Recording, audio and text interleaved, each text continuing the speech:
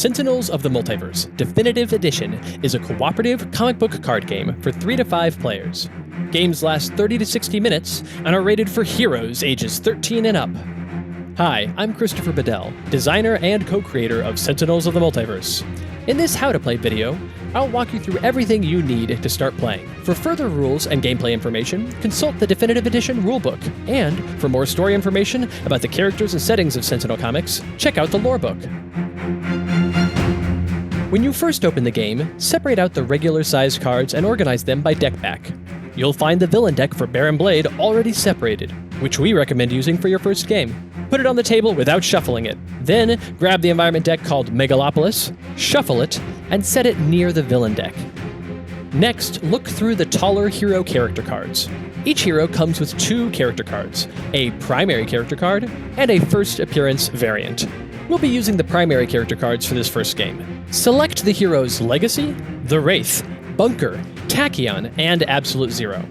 This is the hero team known as the Freedom 5.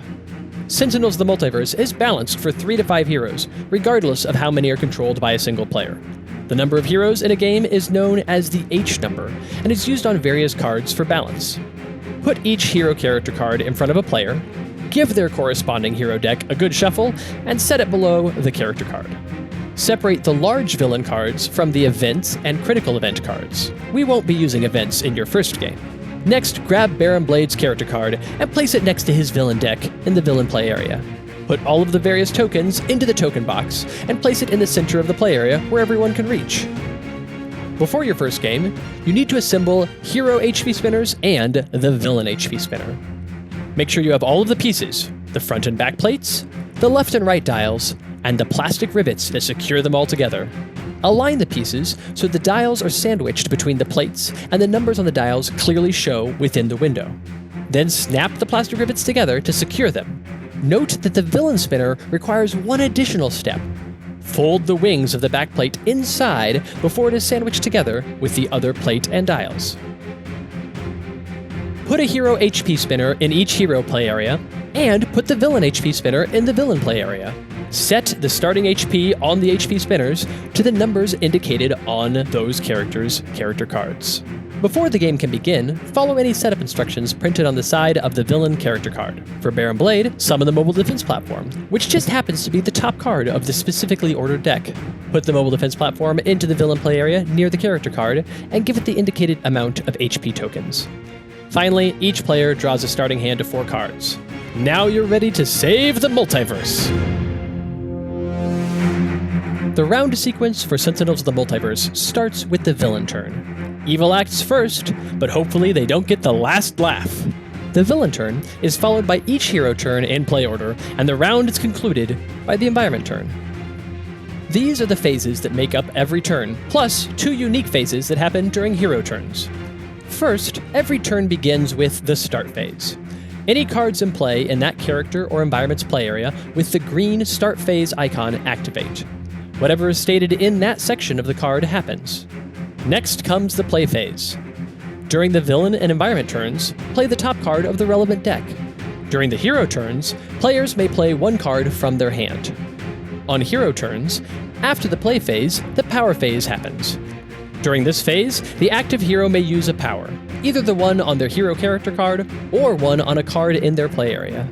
Next in the hero turn is the draw phase, during which the active player draws the top card of their deck into their hand. Each turn completes with the end phase. Any cards in that character or environment's play area with the red end phase icon activate. Whatever is stated in that section of the card happens now. So each round begins with the villain turn made up of a start phase, a play phase, and an end phase. Then each of the heroes have a hero turn, which has a start phase, a play phase, a power phase, and a draw phase, finishing with an end phase. And then the environment turn that has a start phase, a play phase, and an end phase. And then the round repeats. Over the course of the game, the heroes, villain, and various other cards may deal and take damage. Any card with an HP value is a target and can take damage. When a target is dealt damage, reduce the target's HP by the amount of damage. Damage comes in a variety of types, could be fixed or irreducible, and sometimes targets can become outright immune to damage. Any card with an HP value in the top right corner is a target. Targets are given HP tokens equal to their printed HP value when they come into play. If they run out of HP, they are destroyed, moving to the relevant trash. Heroes have HP determined by their hero character card. When a hero runs out of HP, they become incapacitated. At that point, their card flips over, and for the remainder of the game, they may only use one of their incapacitated abilities on their turn. In this way, heroes are never completely out of the fight. Villains have HP determined by their villain character card. When their HP is reduced to 0, unless otherwise stated, they're defeated, and the heroes win the day. Each hero and villain character card features a nemesis icon, which tells you which heroes and villains don't like each other particularly. Whenever a target deals damage to another target of a different type than itself, such as hero, villain, or environment, and that target shares its nemesis icon, that damage is increased by 1. There are many types of cards in Sentinels of the Multiverse. They all have names, art, keywords, game text, and quotes from the pages of Sentinel comics. When a card is played, follow whatever the game text instructs you to do. Importantly, the keyword bar above the game text tells you how that particular card works. For example, cards with the one-shot keyword go to the trash after they are played and all of their effects have been resolved. In contrast, a card with the ongoing or item keywords remains in play until destroyed or otherwise removed from play. The limited keyword means there can only be one copy of that specific card in play, though you can have multiple different limited cards in play. Cards with the indestructible keyword cannot be destroyed, even if they run out of HP. There are a few terms used in the game text that have specific meanings within the game, such as discover, salvage, reveal, and bury, all of which direct you to manipulate cards in different ways. Definitions and explanations for all game terms are listed on pages 15 through 17 of the rulebook, and are also briefly summarized on the back of the rulebook. You can familiarize yourself with the terms beforehand, or read about them as needed when they come up during the game. Once you've played through the game at its most basic level, you may want to increase the complexity and difficulty. Here are a few ways to do that. Experienced players may opt to use the Advanced section on both sides of each villain character card. These rules modify how the villain works, providing a much greater challenge. Note, Advanced mode is entirely optional. No need to take on Advanced mode until you're feeling ready for scarier villains. Event cards showcase notable stories from the publication history of Sentinel comics, and can be played through chronologically. Each event focuses on a villain, and upon successful completion, players collect rewards called collections that can be used on future events up to the collection limit stated on the front of the event card.